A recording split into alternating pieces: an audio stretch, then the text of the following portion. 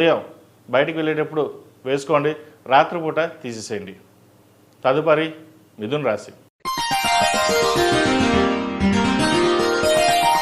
మిథున రాశి వారికి ఈ వారం మిశ్రమ ఫలితాలు గోచరిస్తున్నాయి. ఉద్యోగంలో స్థానచలనం కానీ, ఉద్యోగం మారాలనే ఉద్దేశం కానీ ఏర్పడుతుంది. ఎంత కష్టపడ్డా ఫలితం మట్టుకి అంతంత మాత్రంగా ఉంటుంది.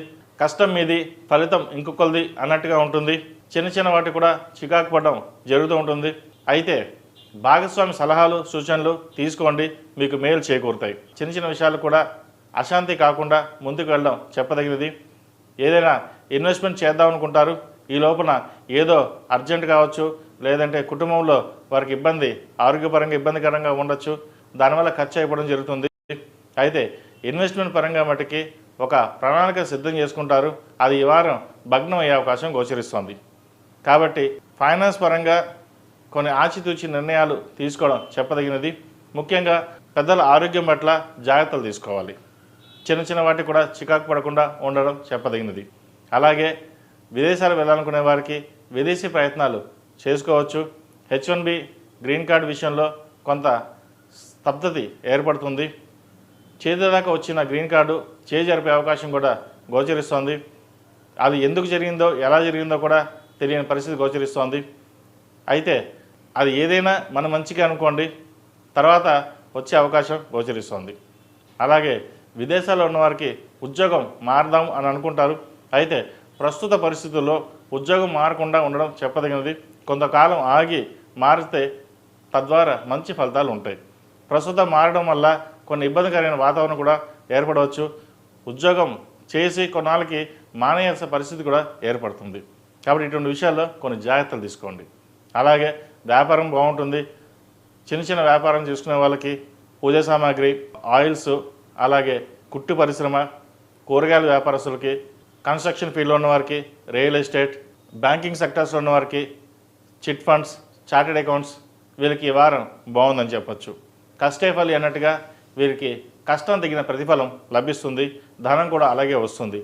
అయితే వచ్చిన ధనాన్ని సక్రమంగా వినియోగిస్తే మేలు జరుగుతుంది, లేకపోతే అధిక ధనం వ్యయం సూచిస్తుంది. అలాగే ఏదైనా తీర్థయాత్రకు వెళ్ళాలని చూస్తారు, తీర్థయాత్రలు కావచ్చు, లేదంటే పిల్లలతోటి బయటికి వెళ్ళాలని యోచన చేస్తారు, అది ఈ వారం సఫలీకృతం అవుతుంది. వివాహం కాని వారికి వివాహ ప్రయత్నాలు చేసుకోవచ్చు. అయితే వచ్చిన సంబంధంలో జాతక పరిశీలన చేసుకుని ముందుకెళ్ళడం చెప్పదగిన సూచన. లేకపోతే వివాహం చేతిదాకా వచ్చి తాంబూలాల దాకా పుచ్చుకున్న తర్వాత మళ్ళీ క్యాన్సిల్ అయ్యే అవకాశం ఉంది. కాబట్టి ఏదైనా సరే జాతక పరిశీలన చేసుకుని ముందుకు వెళ్ళండి. ప్రస్తుత కాలమాన ప్రకారం వివాహాలు జరుగుతున్నప్పటికీ భార్యాభర్తల మధ్య మిస్అండర్స్టాండింగ్ ఇవి ఎక్కువ ఏర్పడుతున్నాయి.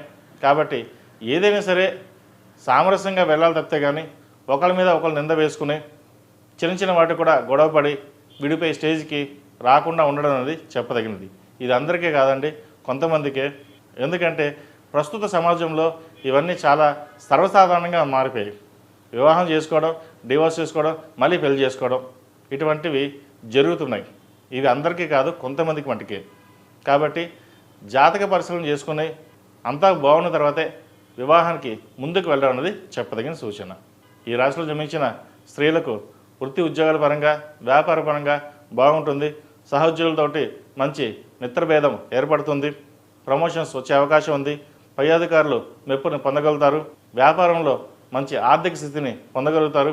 మీరు చేసే కృషి, పట్టుదల అందరికీ నచ్చుతుంది.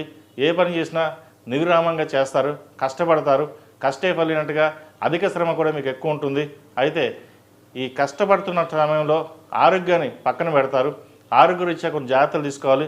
స్కిన్కి సంబంధించి ఇండైజెషన్, ఈఎన్టీకి సంబంధించిన ఇబ్బందులు ఉండే అవకాశం గోచరిస్తోంది. సరైన సమయానికి ఆహారం తీసుకోవడం కూడా చెప్పదగిన సూచన. విద్యార్థులకు ఈ వారం బాగుంది. చేసే పనిలో కష్టం కనిపిస్తుంది. కష్టపడిన దానికి, కష్టపడి చదువుకున్న దానికి మంచి ఫలితం లభిస్తుంది. వైద్య వృత్తులు ఉన్నవారికి, ఐఐటి రంగంలో ఉన్నవారికి చాలా అనుకూలంగా ఉందని చెప్పచ్చు. ముఖ్యంగా వెటర్నరీ, డెంటల్ డాక్టర్స్కి బాగుందని చెప్పచ్చు. కన్స్ట్రక్షన్ ఫీల్డ్లో ఉన్న వారికి ఈ వారం కొంత ఇబ్బందికరమైన వాతావరణం ఉంటుంది. ఏదైనా పని ప్రారంభిస్తే అది వెనక్కి వెళ్ళడం లేదా ఎవరో ఒకరు ఇబ్బంది పెట్టడం అనేది జరుగుతుంటుంది. కాబట్టి కొన్ని విషయాల్లో జాగ్రత్తలు తీసుకుని ముందుకు వెళ్ళడం చెప్పదగిన సూచన.